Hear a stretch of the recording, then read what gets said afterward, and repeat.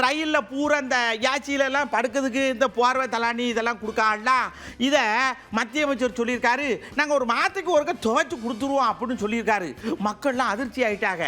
என்ன ஒரு மாதத்துக்கு ஒருக்க துவைப்பீடா அப்படின்னு இதை விஷயத்தை கேள்வியாக கேட்டோம். நீங்கள் என்ன நினைக்கி அப்படின்னு. ஊரா வீட்டில் தான் ஒரு வருஷத்துக்கு ஒருக்க துவைக்கணும், ஆனால் ரயிலில் டெய்லி துவைக்கணுங்கிற மாதிரி பதிலை சொல்லியிருக்காங்க. வாங்க என்னென்ன பதில் எப்படி எப்படி இருக்குங்கிறத பார்த்துருவோம். மாதத்துக்கு ஒரு வாட்டி தான் துவைக்கிறாங்கன்னா உண்மையை தான் சொல்லியிருக்காங்க. ஒரு வாரத்துக்கு ஒருக்கே துவைக்கணும்னா, ஒரு மாதத்துக்கு ஒருக்கெல்லாம் துவைக்கக்கூடாது.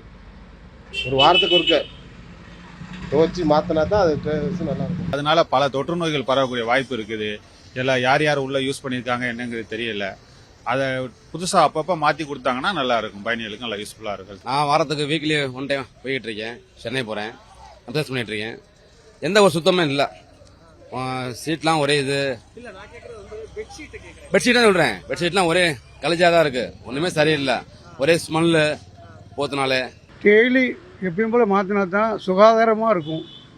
ஒருத்தர் படுத்து மாறி மாறி படுத்தா சீக்கிரம் நடமாடும். அதனால் பெட்ஷீட்டு அப்பப்போ ஒரு ஆளுக்கு ஒரு பெட்ஷீட் கொடுக்குறா நல்ல முறை, நல்ல நிர்வாகம். நிறைய பேசஞ்சர்ஸ் வந்து ட்ராவல் பண்ணுறாங்க. ஏசி கோச்சஸ்னால நிறைய பேருக்கு இருமல் அது மாதிரி இருக்கும், டிசீஸ் இருக்கும். அதனால் வந்து அது அப்பப்போ அந்த ட்ரெயின் முடிய வாஷ் பண்ணிகிட்டே வந்தால் தான் ஹைஜீனிக்காக இருக்கும், பேசஞ்சருக்கும் எந்த ப்ராப்ளம் எதுவும் இல்லாமல் இருக்கும். அது நானே இப்போ ஏசி ட்ரெயினில் போயிருக்கேன். ஒரு தடவை கம்ப்ளைண்ட் கொடுத்தேன்னாங்க பூரா அழுக்காக இருக்குது. இல்லை வாரம் ட்ரிப்பு நம்ம வந்து வாஷ் பண்ணுவோம், இல்லை அப்படி கிடையாது.